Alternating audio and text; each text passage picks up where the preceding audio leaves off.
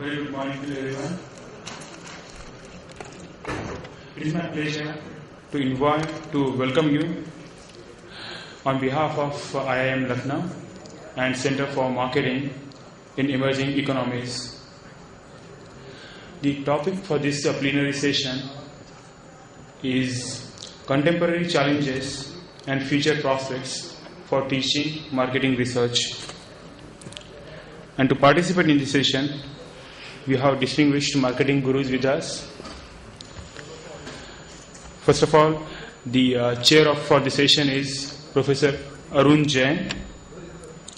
Professor Arun Jain is Samuel P. Capon, Professor of Marketing Research in School of Management, University at Buffalo, United States.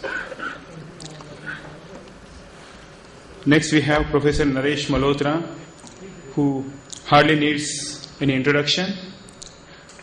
He is Chairman, Emerging Market Conference Board and Chairman, Apex Board, Center for Marketing in Emerging Economies. Next, I would like to introduce Professor Satyabhushan Das. Professor Das is Professor at IIM Lucknow and Chairperson of Center for Marketing in Emerging Economies. Next, I would like to introduce Mr. Peter Monsey. He is Visiting Fellow at School of Management, Cranfield University, UK,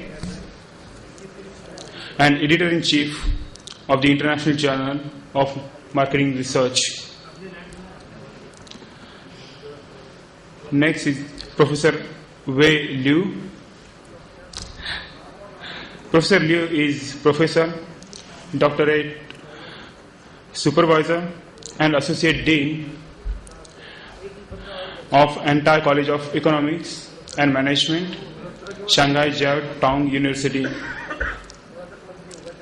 Next we have Professor Marcelo Gabriel. Professor Gabriel is a Professor of Green Marketing and Research Methods in Graduate Program of Environmental Management and Sustainability at União, Brazil. With such a distinguished panel members, I'm sure to have an interesting 90-minute session in front of us. So with that, I would like to hand over proceedings to Professor Arun Jain.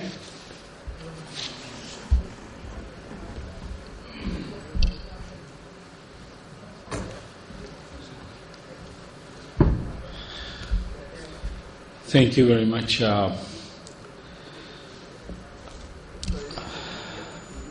Marketing research plays a very important role in ensuring that the voice of the customer is indeed heard. The marketing research manager is the one who provides the oxygen on which the company operates. And we are very lucky to have such a distinguished panel with us to share with us their insight about teaching marketing research. I have myself taught this course for over 40 years, and I can share with you that it's a very, very difficult course to teach. There are many issues that a faculty member has to consider. Sometimes students think that it's a course in statistics, which it is not. Often the fear is that the faculty member will go around deriving equations, and it will become another statistics course, but it is not. It's a course, it's an applied course.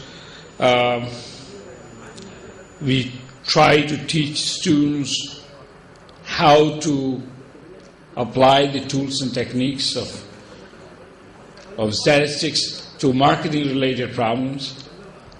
So the issue becomes how this material is delivered to them, so that they are ready to become a revenue-earning member of the team at the company, following my training at Wharton, I have used a approach of experiential learning where we have ourselves used a live case where the students work on projects, collect the data and analyze the data and submit the report to the company.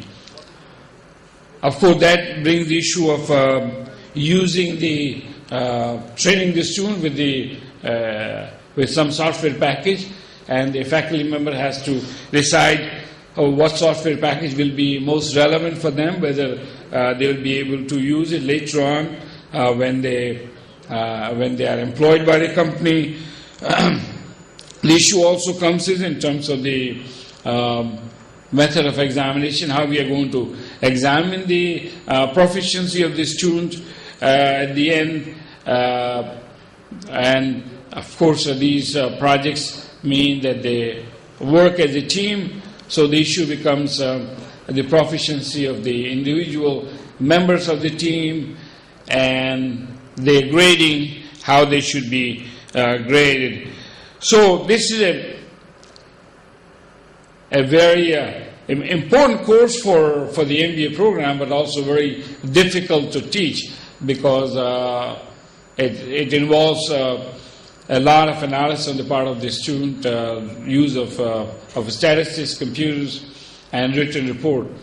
So we have a very distinguished panel, and I will invite them to share with us their insight as to how most effectively teach the course, and then we'll have a session for question and answer with them.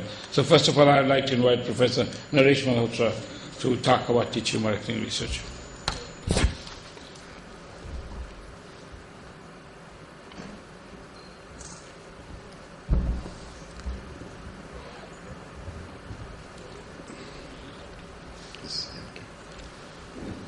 It's indeed a great honor for me to share this platform with Professor Arun Jain.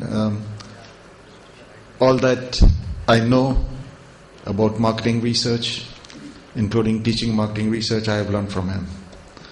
So I thank him. And not only that, I have learned from him, he taught me in a way I have never forgotten and induced in me a passion for marketing research. So Arun, I thank you for that, sir. What I want to do is first make some general remarks. These are relevant to teaching marketing research and indeed teaching any other subject, and then focus on some specific aspects of teaching marketing research. In terms of my teaching philosophy, I love to teach and feel a call to teach. Care and concern for the students are what motivate me and make teaching enjoyable, something of course I have learned from Arun.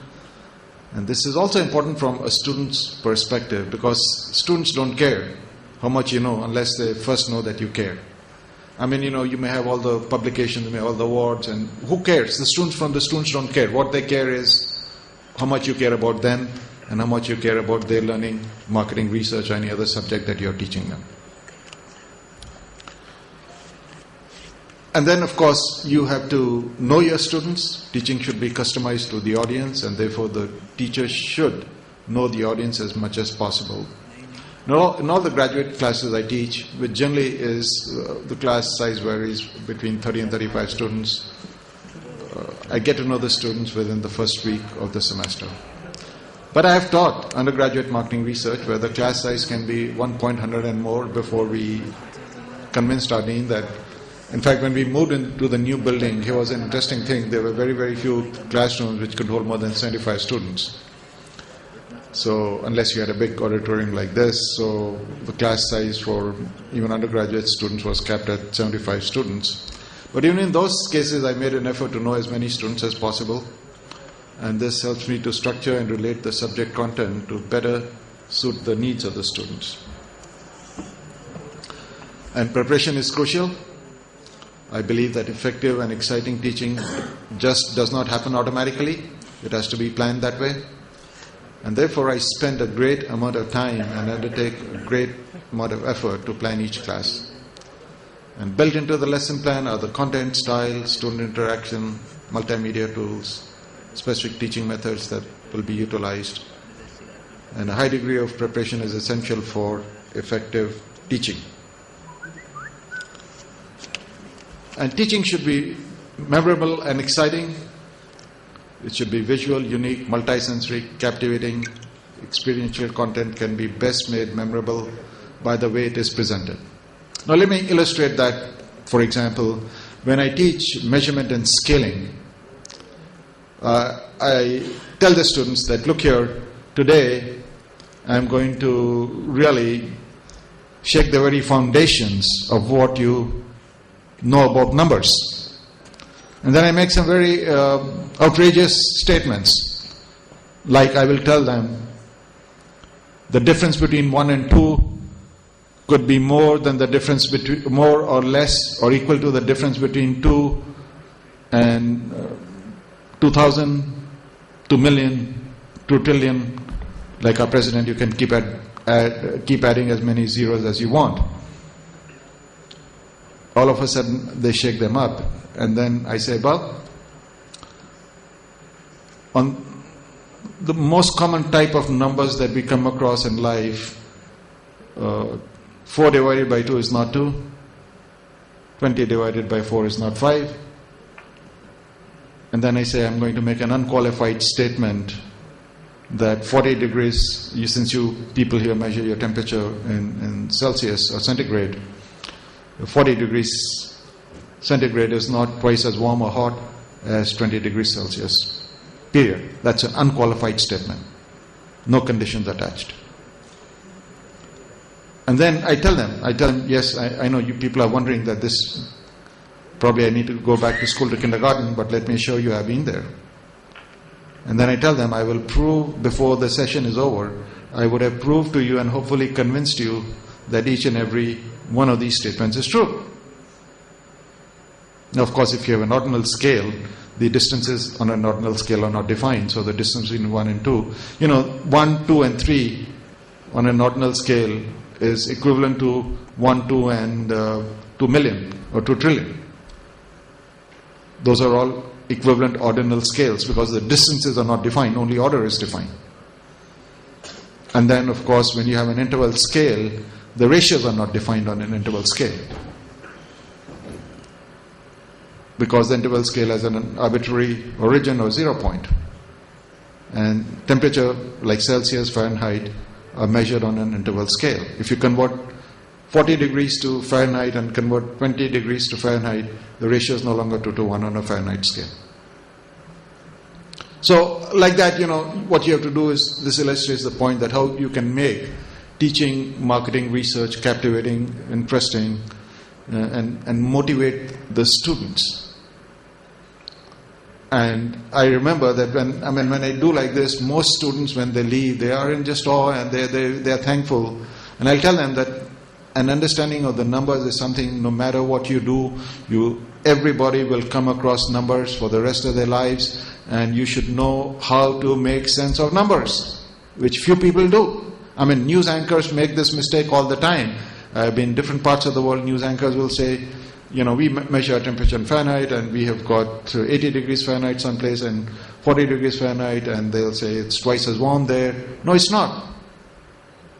Or in Southeast Asia also, where I travel a lot, centigrade, same thing, it's 40 degrees Celsius here and 20 degrees Celsius here, it's twice as warm or whatever. It's not.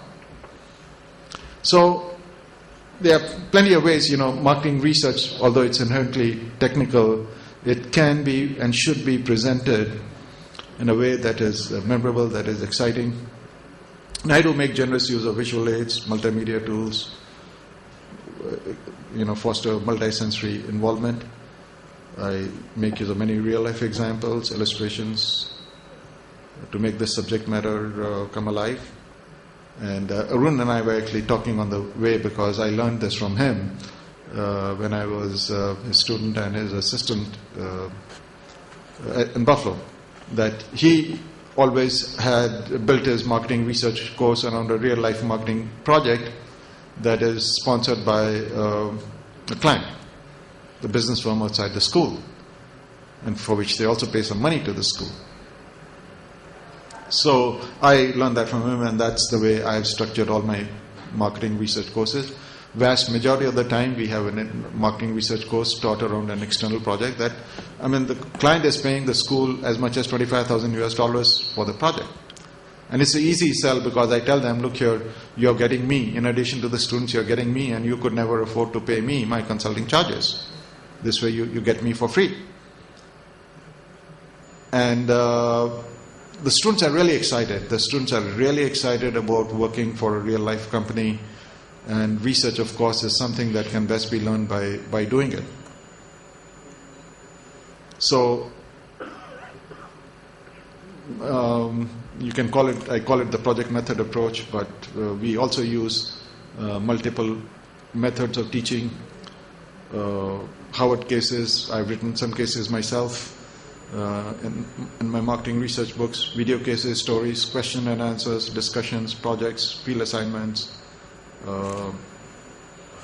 group exercises. And also, these days I believe in enhancing student self-learning. So what I found, for example, in terms of teaching SPSS, I was spending a lot of time teaching students SPSS in the marketing research course. And the way we had a dean who cut down courses where there were small MBA courses where there were small enrollments and so on and so forth. And it came to the point that my course, my marketing research course, was the only course offered in the business school where students could learn SPSS. So all of a sudden my enrollments went up, and I'm having students from other areas doing OB, like finance, everybody, just because they want to learn SPSS and data analysis using SPSS. So I found I was spending a lot of time, and which was detracting from teaching them the content.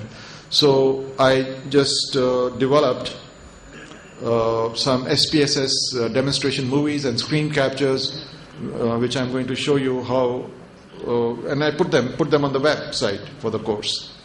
So I told the students that you cannot ask me any SPSS questions until you have first watched the demo movie for that SPSS procedure, and then you viewed the screen captures. After that, if you have any questions, you come to me. Because if you come to me, my first questions to you would be, have you viewed the demo? Have you viewed the screen capture? This is I'll show you both of these. This is the SPSS demo movie on frequency. So you can see on the screen, it will play by itself. All these steps are described. All the steps are described in the book. And I run one movie in the class, and then the students are supposed to, there's a movie for each and every procedure.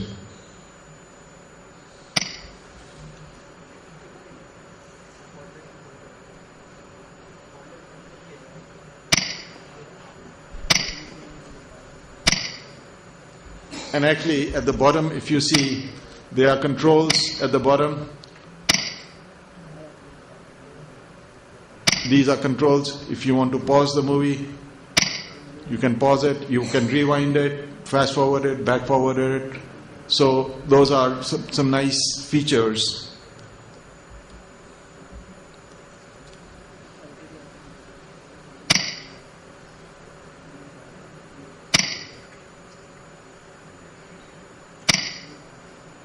So you get the SPSS output there. The whole procedure they can view by way of seeing the demo. And then the same thing, some students don't like movies. They don't feel that comfortable, but they feel more comfortable looking at documents. So the same procedure is illustrated here in the steps. And all these steps are given in the book by way of screen captures. And all these screen captures are basically posted on a Word document that, again, students can look at to see step by step how that particular procedure should be run using SPSS. So since I developed these procedures, and these procedures actually are also posted on the companion websites for my books, so that those are not password protected websites, so anybody can access them.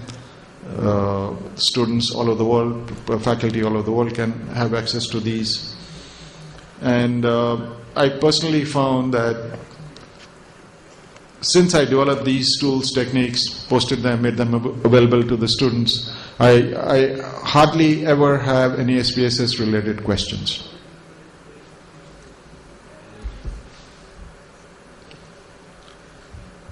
So let me just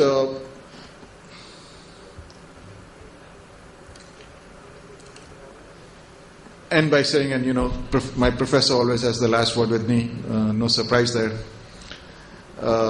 I do believe that teaching excellence should extend beyond the classroom. So I've also published several innovative teaching methods in teaching journals. I don't count them towards my research publication, but at the same time, journals like, JME, Journal of Marketing Education, and there are a few other journals that are devoted to publishing pedagogical tools. So I have published some of these approaches in those journals, just as part of my teaching portfolio, so that others can make use of them. And I've also written several textbooks that are being widely used on a global basis, just again as a means of, primarily as a means of expressing my teaching style and another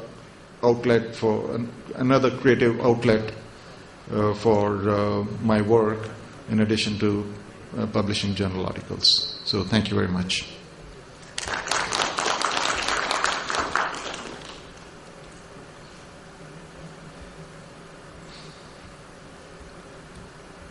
Let's minimize this. Yeah.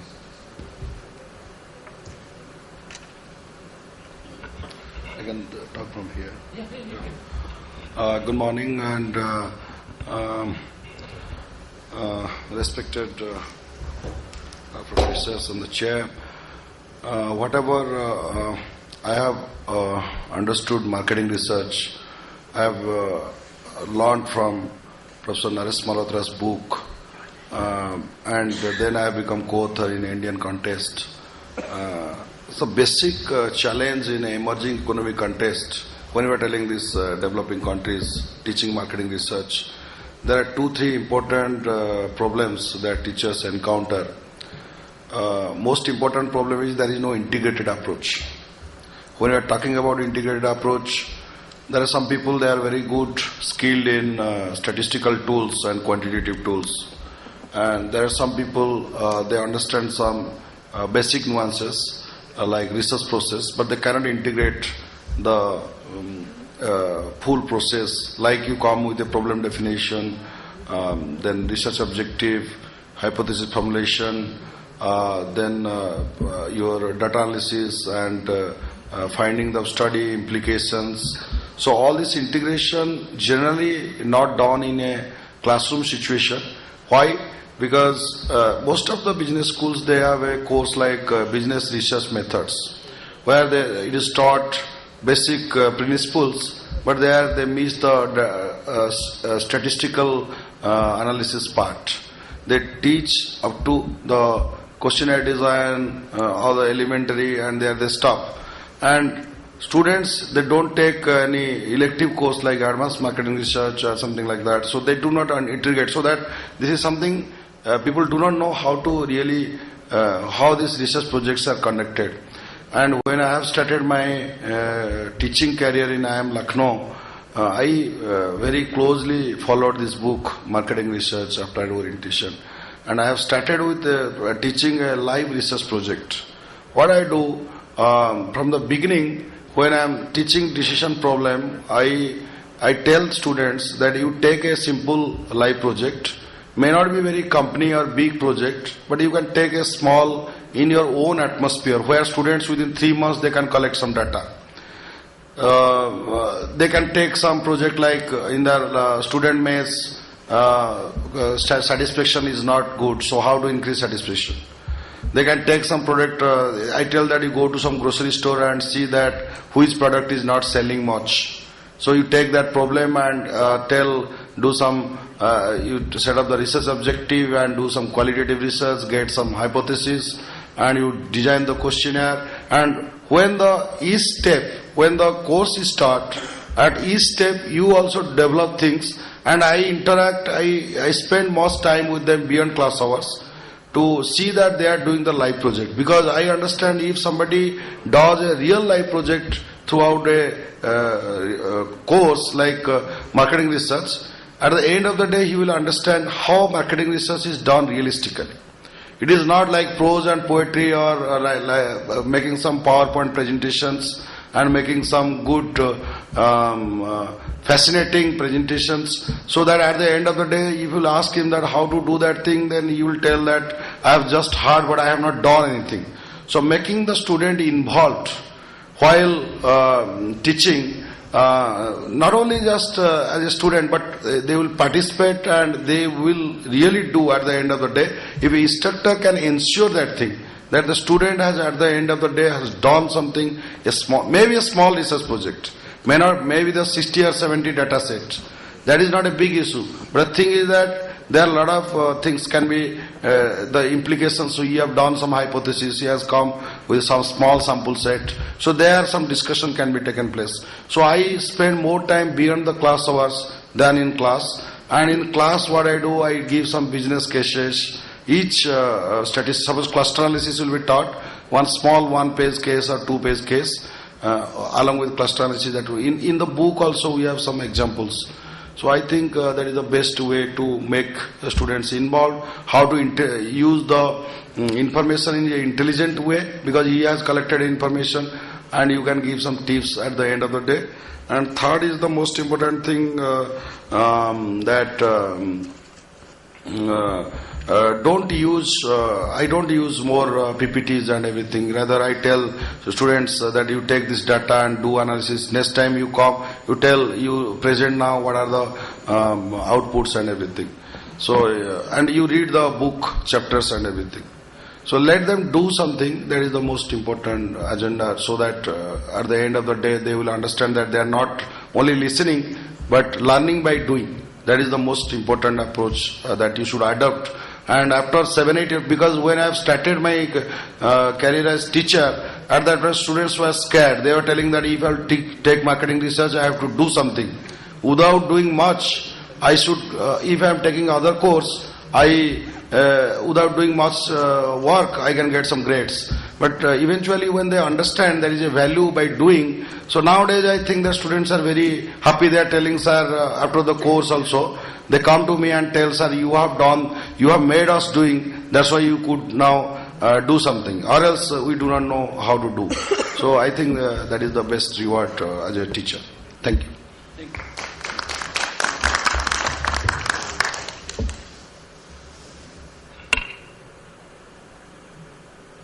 Can I have my slides up, please? Good morning, everybody.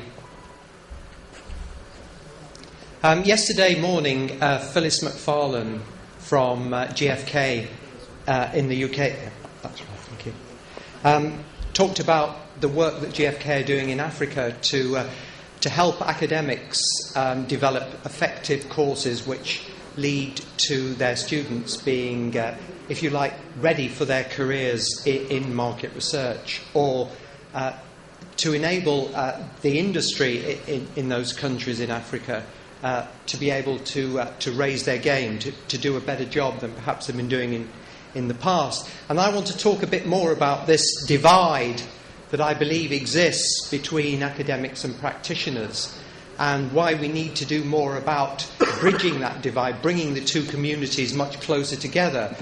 Because the aim of having students on courses is to prepare them for the real world, not necessarily for an academic career. Most postgraduate students want to go out there and build their careers in organisations, in firms and so on. They're not proposing to go on to academia. In the UK, and this can be in other parts of the world as well, the Market Research Society has an accredited Masters Award, and unfortunately that wasn't awarded at all this year, and therefore we had a review to find out what was going wrong. Why was it that the submissions were not considered acceptable enough to make the award in 2013? And we certainly found evidence of a widening gap between what's being taught from an academic perspective and what the real world, what agencies and clients want from people who do MSc courses and are coming into their organisations. We found the research design in dissertations, which is what the accredited award is based on, is very much the academic model, that there's no recognition of best practice from a practitioner's point of view in those dissertations, that the literature reviews often are all about quantity and not about quality. And of course, in today's internet age, it's very easy to find references, so one has to be much more disciplined in what you put into your dissertations. And that there were no practitioner sources being used as evidence. It was all about academic evidence. And finally, and very importantly, as an industry, the market research industry has a very strong code of conduct. We have the Market Research Society Code of Conduct, the ESOMAR Code of Conduct. There's a lot about ethics in undertaking market research, yet none of that was reflected in the dissertations. So we believe that there is quite a divide here, and we have actually reviewed the guidelines for this accredited programme, and you can see the reference to it there. But this is not new. This is from a paper that we published in IJMR by Catterall and Clark in the year 1999-2000. The academic standing of market research leaves a lot to be desired, with little fresh or innovative thinking on the scope and content of syllabus and the paucity of research in the domain. And on the rest of this slide, I've just put down the key points from that particular paper, which I'm not going to go to in detail. They're just to show you how many issues Catterall and Clark identified that was leading to this divide between the two communities, and the way it was actually distorting teaching in the classroom from a real-world perspective. Further evidence comes from work that David Birks at the University of Winchester. David Birks is somebody well known to Professor Malhotra because they've co-authored a book on applying market research. And what Birks has done is to interview some of the faculty in business schools in the UK who are teaching on MSc courses about the issues that they face. Things like the models of dissertation they use, the problems of teaching students from a multiplicity of other countries, what is appropriate for data for the dissertation, what is meant by research methods, and scholarly research versus future employability, the issue that I'm really focusing on this morning. And, you know, a lot of the evidence suggests that there is this huge gap there, that dissertations don't reflect the real world. Should we be considering a more practical alternative to a dissertation? Are the alternatives authentic enough to be accepted by academics? And often teaching other formats is far more challenging in the classroom and for the lecturers and professors than it is to teach the standard dissertation. And in particular, this one about practical alternatives to dissertation, you know, do we actually give the students the tools to go out there and write a marketing plan? And yet that's going to be the basis of what they're expected to do when they go out into the real world. Where do they gain the experience from that? And then there are cultural issues about, you know, I teach market research and I know how difficult it can be to teach ethics from a common perspective across many different countries. And also how well are students prepared for basic analytical tasks before they come on to do a postgraduate course. There are issues with data collection, and particularly now that students are using online methods, we have no idea whether they're talking to the right people, whether the same person is answering the questions many times. We really do not know how well controlled the sampling is in today's world, where you assemble your sample and do the interviewing over the internet.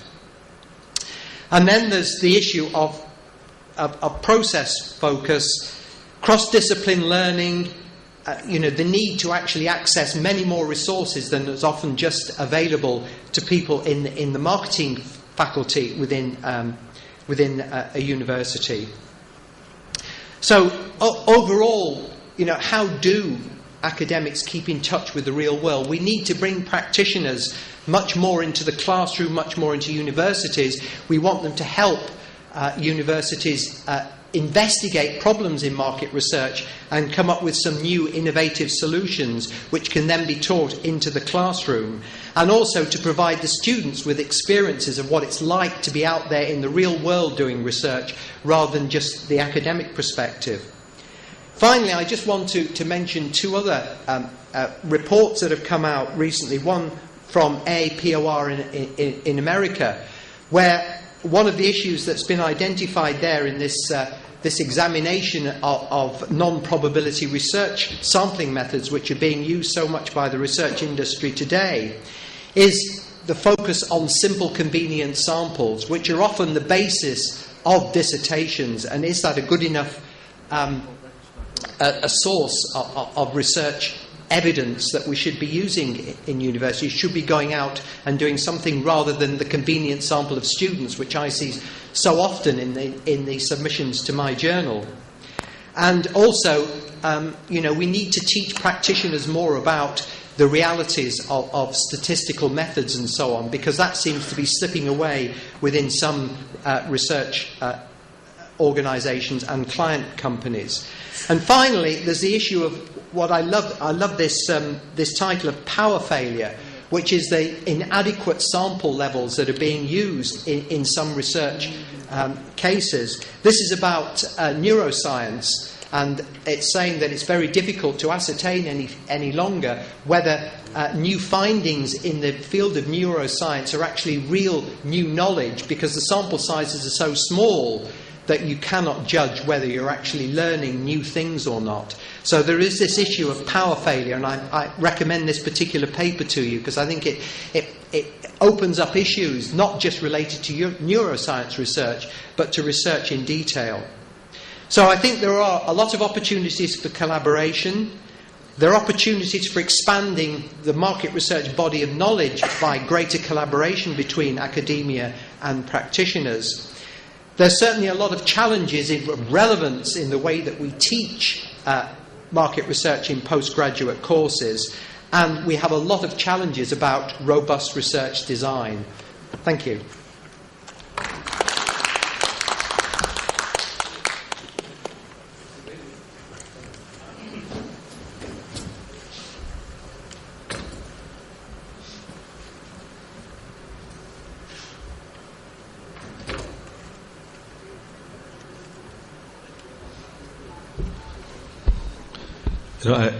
I really tried to make my presentation shorter because we already run late.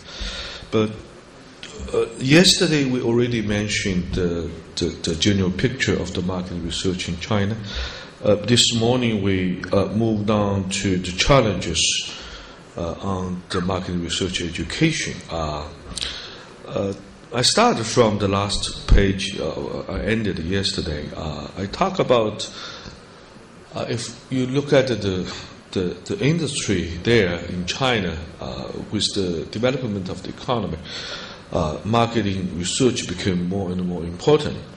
But on the other hand, that industry seems to us is not so attractive compared with other industry in the emerging market, because most of the market research firms, they hire those new, fresh people, graduates from the university with the relative low pay, and they mainly train those people year by year in-house, and when you be the senior, and you get good pay.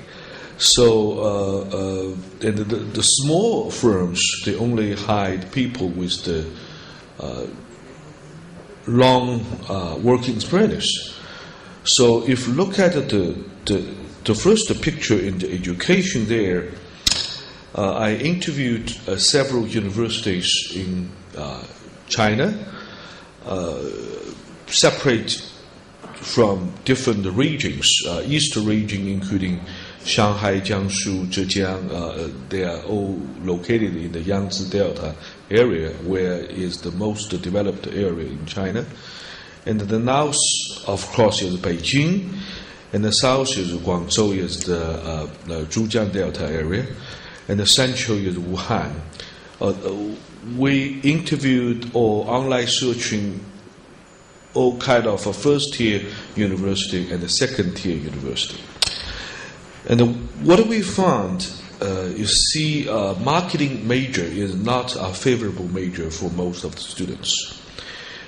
Financial management and finance subject always rank number one in terms of the students' preference. Marketing, HR is similar. Accounting is quite popular because accounting graduates seems to me is very easy to find a job with okay package. So marketing ranked number 4.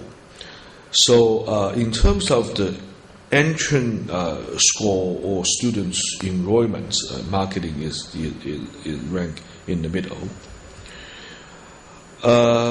If you look at the whole picture there on marketing research teaching, 62% undergraduate marketing subject students, we teach them in marketing research. But when you go up to the graduate level or MBA level, very university offer the marketing research course to the students. Part of the reason, I think several things. One is limited teaching hours there. Second is most of the top university regards marketing research course is more a professional skill training rather than theoretical research. So they think undergraduate program is good enough for those graduates facing their future career. So when you go up and up in the education program, a very low university offer the marketing research course over there, and they take all kinds of textbook, but most of them they are the translated book over there. And some of the program they really teach students with the field practice, but that's very difficult. Unfortunately, not like Naresh. Professors has no so much motivation to do that because this costs a lot of time and energy to connect with industry. Those professors in China have been enforced to be more and more pure academic researcher rather than practitioners. So fortunately, today we got Naresh here. Naresh's book, Marketing Research Applied Orientation, is the most popular, high-ranked, best-sell textbook in China.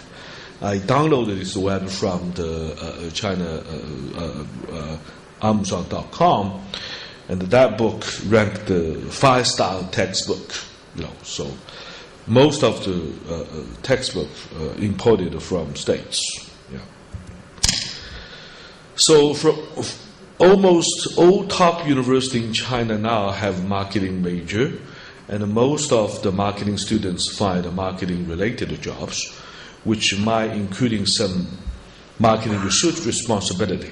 But very few of them specialize in pure marketing jobs. Marketing students from top university in East China have more chance to find jobs with higher salary in financial industry or consulting industry. Marketing research industry is not very attractive to them due to the low salaries. Marketing students from the inland China prefer marketing-related job. Marketing research is a large agent is also attract them to their companies. So most of the marketing research firm attract new, fresh people from the middle, and the inner universities. Okay. So let's quick. So we need to improve our undergraduate teaching. We find the choice of the major for students is not out of interest. Choice of the major is out of little knowledge and the profession. Teaching of the marketing research is not practical.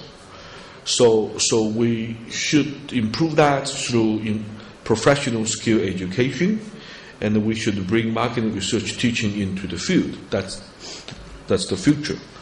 And then we even think about we need to bring more marketing research concept to graduate level. Say EMBA now is a very popular program in China, gathering those top leaders from companies. So we think we need to teach senior level people, chief official level people to understand the strategic value and the function of the marketing research.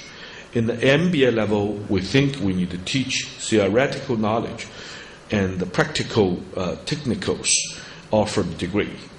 And we need to offer more short-term training program for the industry people. Push forward, and we think as a university education, we need to set up industry standard and the qualifications verification. We need to improve the research liability, affiliated industry self-discipline. We need to build professional association to affiliate network and the knowledge experience sharing among the professionals. And as a university, we are the good institute to do the PR work, to promote the value of the marketing research to the whole society and the customers. So as a conclusion, teaching of marketing research is not prevented even among the top universities, unless to bring it to the field. Chinese marketing research industry is growing, but still undeveloped compared to the China economic growth. Clients' sophistication on marketing research is highly diversified.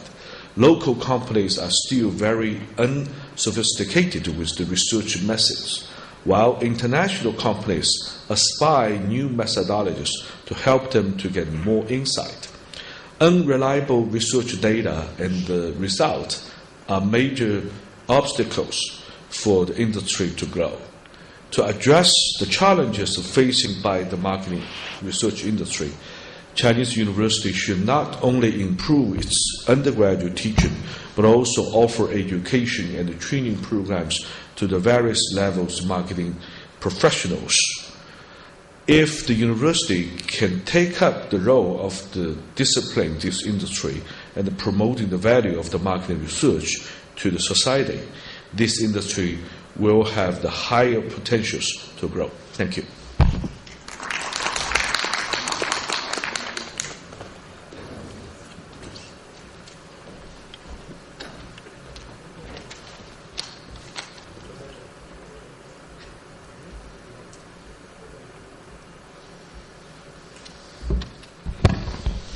Good morning, everybody. Isaac Newton once said that if he was able to see far and beyond, it was because he was in the shoulder of giants. That is my case. So all I learned from these giants here. So it's my pleasure to be here. So the title of this plenary session is about the contemporary challenge and the future prospects. And I would say that from a Brazilian perspective, we think that we know everything. We know everything about medicine. We know everything about football and the most. And also we think we know all about marketing. So everybody can make some good statement about medicine, can good a good statement about football, and also good statement about marketing. And this leads us to, since everybody has an opinion, what should we teach as teachers if everybody knows everything? And we, as a discipline, management in general and marketing in particular, is almost new. This year, the first business school in Brazil will complete 60 years. This is not compared to what we saw as business at all. And one of the things that we most face is that language is still a barrier for us to bring all that is produced, all the state-of-art literature into the classroom, mainly to the undergraduate students. On the year 2001, the first Portuguese version of Professor Malotra's book was published in Brazil. And since then, it became the most cited textbook and the most adopted textbook. I remember the first time we met, he said, my book is very popular in Brazil. I said, yes, I myself cited you 12 times in my doctoral dissertation. So this is our cookbook for marketing research. And the people that came before me told about statistics. Statistics is one of the nightmares of the students, both undergraduate and graduate students. And I use my personal example. My first degree, my undergraduate course, is in history. I am a historian. So I say to the students, if I am a historian and I can understand statistics, what about you, that you are an engineer, you have a business management degree?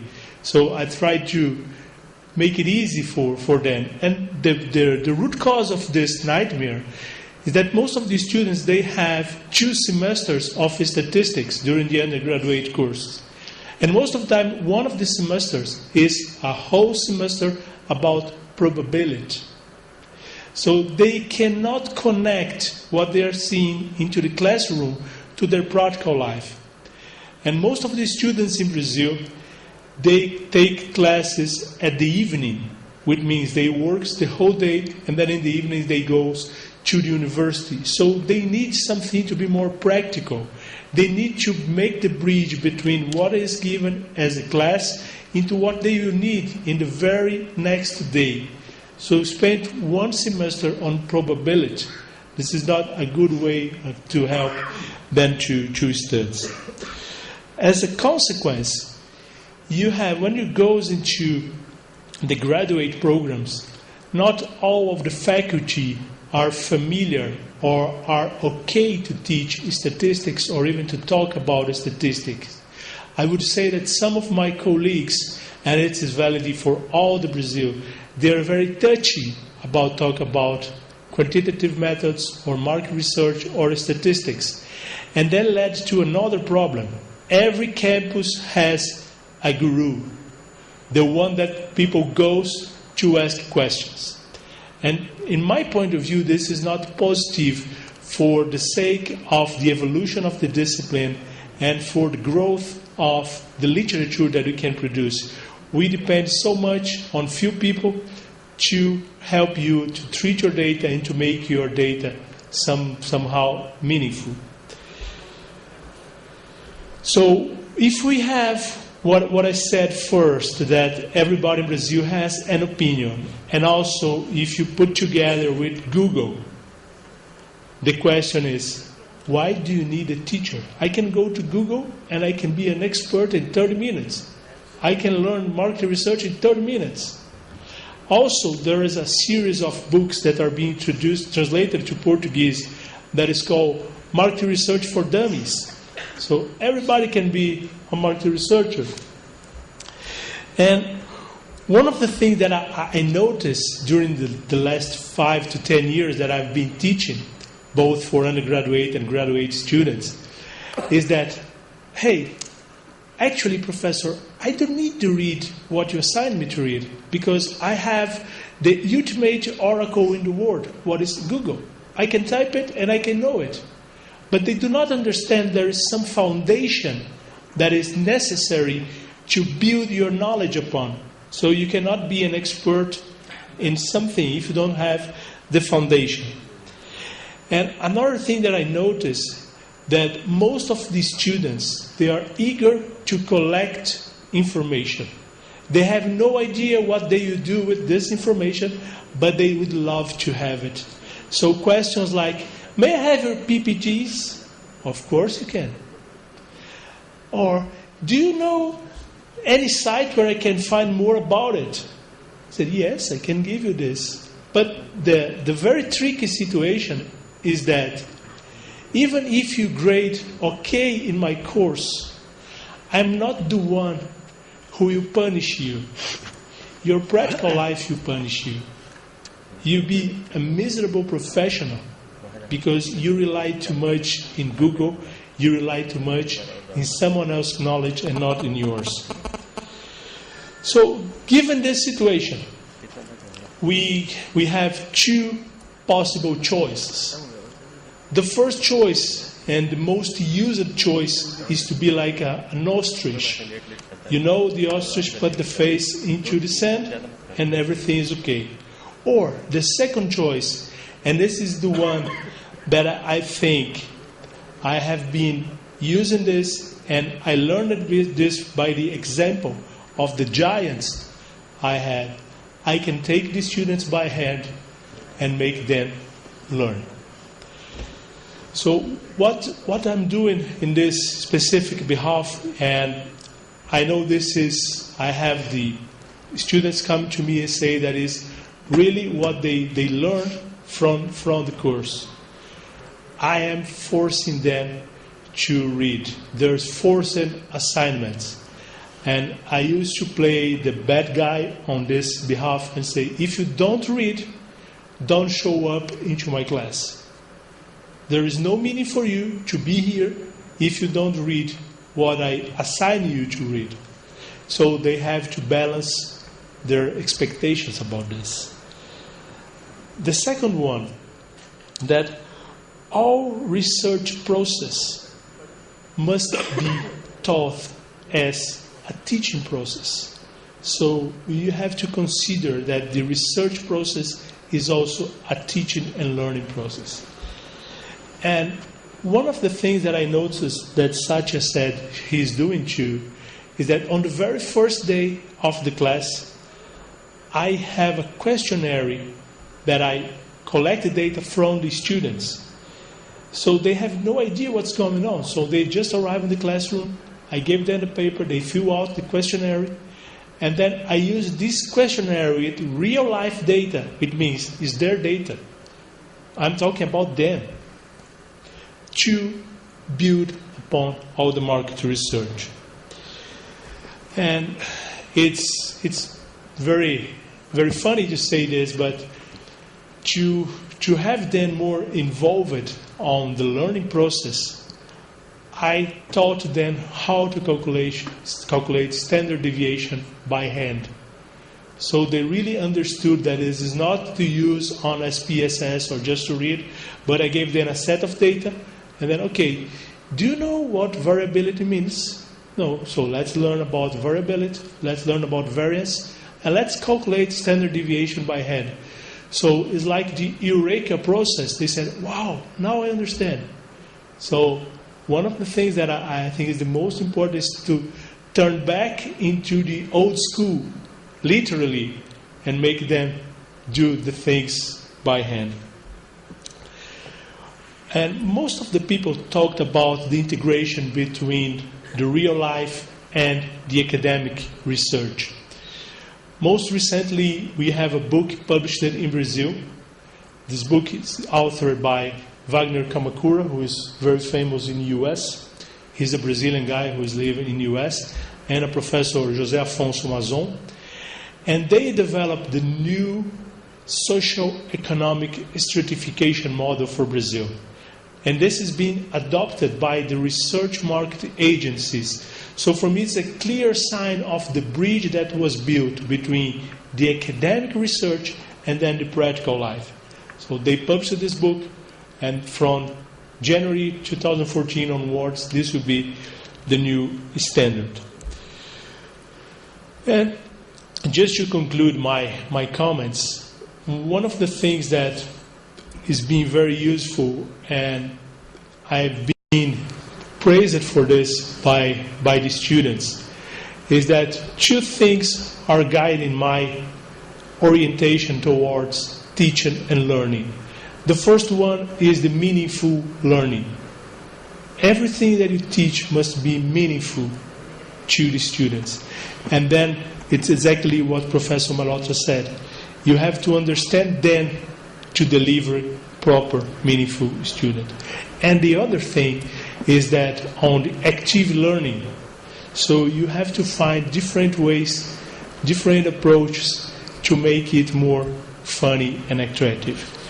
And finally, I leave you with one cartoon that I like most. So you have two guys, and one is saying, "Hey Bobby, I taught to wrestle to whist." "Really? Show me then." "Wake up Rex, whistle, whistle." "Didn't taught him?" "I taught, but he didn't learn." This is the difference that what we should do. Teach is not delivery content. You have to make them learn. Thank you very much. I wanted to share one experience my student had. He went for a job and he came back in horror. He said, "Professor Jain, a consultant presented a regression model to us, and the R-squared was almost 0.9. And he had two variables which were most significant, social security number and zip code."